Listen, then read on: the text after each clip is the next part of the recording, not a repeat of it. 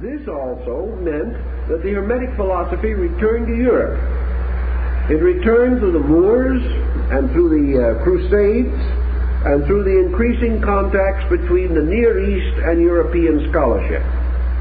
It came back to Europe, or reached Europe, in a blaze of glory. It became one of the great fashions and fads of the time, and Hermes grew in stature to such extent that he eclipsed even Aristotle for a while, and that was a considerable problem in eclipsing. Actually, however, in the interval, in its slow meanderings from Egypt via Arabia and into Spain, and from Spain up through southern Europe into the great centers of European culture in the medieval period, in this period of wandering, the Hermetic philosophy began to change its shape, change its presentation. Much of its so-called broadness was lost. The original books of Hermes came to be regarded as merely the outer surface of a larger literature, and the entire subject gradually emphasized its scientific import and became practically synonymous with medicine. Thus we have a complete literature dealing with the medical arts, and, of course, one of the prime elements in medicine, chemistry.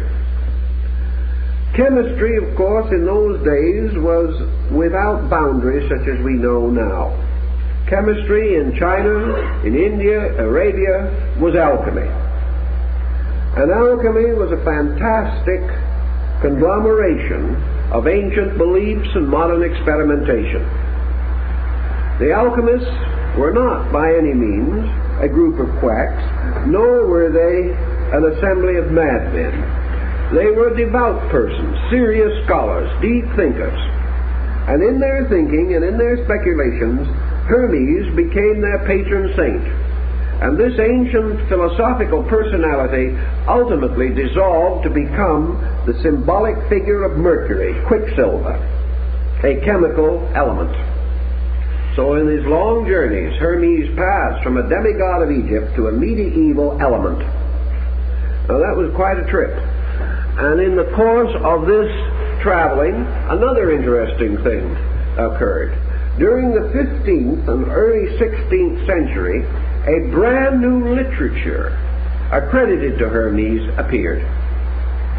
For this literature there is no history whatever.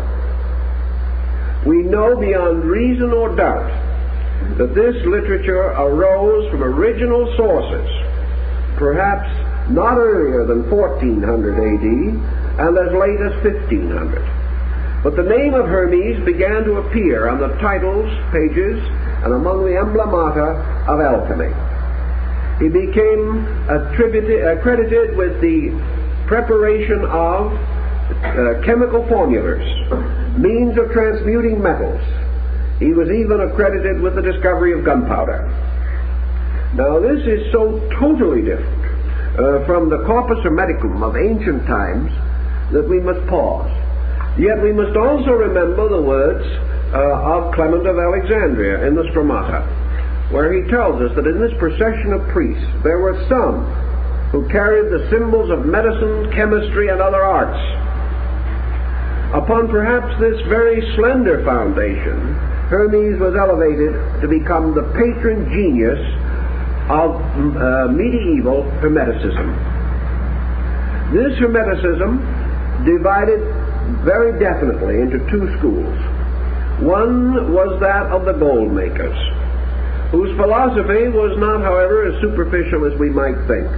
They were convinced that there were analogies in nature, and that any law or pattern or process by which the regeneration of man could be achieved could also be used for the actual transmutation of base metals. On the hypothesis that all processes in nature have a certain uniformity and consistency, it was assumed that if man could save his own soul, thus transforming himself from a material to a spiritual creature, that he could also transform metals from the dross side of themselves to a more purified state, suitable for medicines and elixirs, suitable for the extension of life and perhaps the achievement of physical immortality. Our union stronger. This is not a program for 1 year or one parliament. It is a blueprint for the future of Britain. Just imagine where this country could be in 10 years' time. Trade deals across the world, creating jobs across the UK.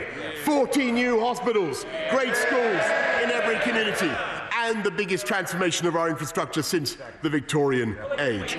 British scientists using new gene therapies to cure the incurable, the hitherto incurable, and leading the dawn of a new age of electric vehicles, not just cars, but planes, pioneering solutions to the challenge. These mystical gold makers then immediately began to reduce the chemical symbols and tracts and writings attributed to Hermes and other authors into metaphysical textbooks, books inclined to reveal that transmutation was a kind of yoga, a kind of mystical regeneration within the human being, the man himself being the alchemical retort in which these marvelous changes might take place.